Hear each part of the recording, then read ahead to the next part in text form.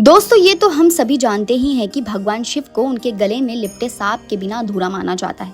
साथ ही साथ ये भी कहा जाता है कि उनके गले में लिपटा सांप काल का प्रतीक है, इसलिए महादेव को महाकाल भी कहा जाता है। ज्यादातर लोग इस सांप को बस धार्मिक प्रतीक मानकर देखते हैं, लेकिन अगर मैं आपसे कहूँ कि विज्ञान ने भी एक ऐसा ही असली सांप खोज निकाला है जिसका नाम भगवान शिव के वासुकी के नाम पर रखा गया है।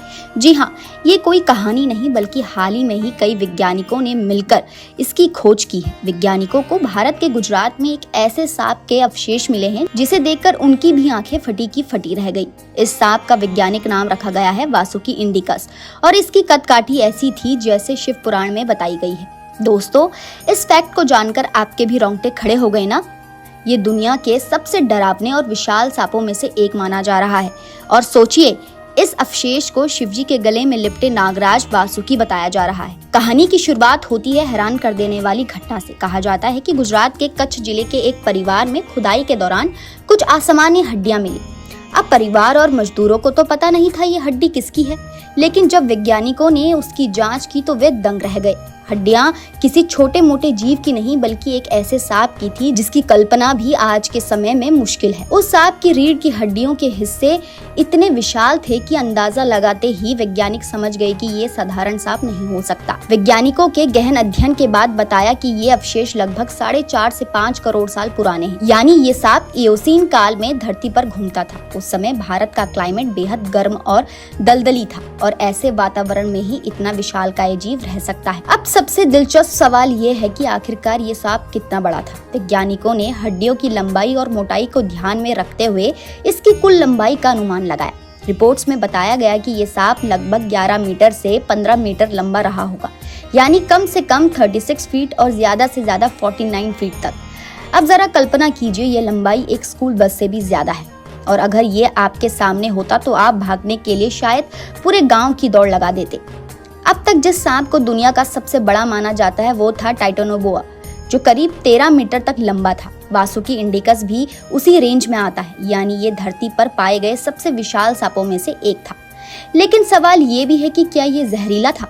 जवाब है नहीं। वैज्ञानिकों के मुताबिक ये सांप अजगर या पाइथन की तरह दबाकर शिकार मारने वाला था। इसे कंस्ट्रक्टर कहा जाता है, यानी इसका तरीका यही था कि ये अपने शिकार को लपेटकर तब तक दबाता जब तक उसकी सांसें ना रुक जाएं। सोचिए, इतनी लंबाई और चौड़ाई वाला सांप अगर किसी जानवर को जकड़ ले तो उसके बचने के कोई सवाल नहीं उठता। दोस्तों, हमारे धर्म ग्रंथों में वासुकी का नाम नागराज के रूप में आता है। समुद्र मंथन की कथा में वासुकी नाग ही रस्सी के रूप में इस्तेमाल हुए थे। शिवजी के गले में भी वासुकी नाग का ही उल्लेख मिलता है। अब जरा सोचिए, जब विज्ञान एक ऐसा असली विशालकाय सांप खोजता है और उसका नाम भी वासुकी रखता है तो ये कितना अद्भुत संगम बन जाता है। एक तरफ मिथ, दूसरी तरफ विज्ञान, यानी जो नाग हमारी धार्मिक कथाओं में प्रतीक बनकर सामने आया, वही नाम आज विज्ञान की खोज में भी अमर हो गया। अब आप सोचेंगे कि ऐसे जीव आखिर खत्म क्यों हो गए? वैज्ञानिकों का मानना है कि समय के साथ जब धरती का तापमान बदलने लगा, दलदली जंगल कम हुए और नए जीवों ने जगह लेनी शुरू की तो इतने बड़े सांपों के नामो निशान टिक नहीं पाए। बड़े जीवों को हमेशा ज्यादा भोजन और बड़ा क्षेत्र चाहिए होता है। जब वातावरण बदल गया तो वे धीरे धीरे विलुप्त हो गए। तो अगली बार जब आप शिवजी की तस्वीर देखें और उनके गले में नाग लिपटा नजर आए तो सिर्फ धार्मिक प्रतीक मत समझिएगा। ये उस प्राकृतिक सत्य की भी याद है कि धरती पर कभी ऐसे जीव भी हुए हैं जिनकी ताकत और आकार हमारी कल्पनाओं से परे हैं। विज्ञान ने हमें बताया कि वासुकी इंडिकस जैसे जीव असलियत में मौजूद थे और धर्म हमें सिखाता है कि नाग सिर्फ डर का प्रतीक नहीं बल्कि ज्ञान और शक्ति का भी प्रतीक है।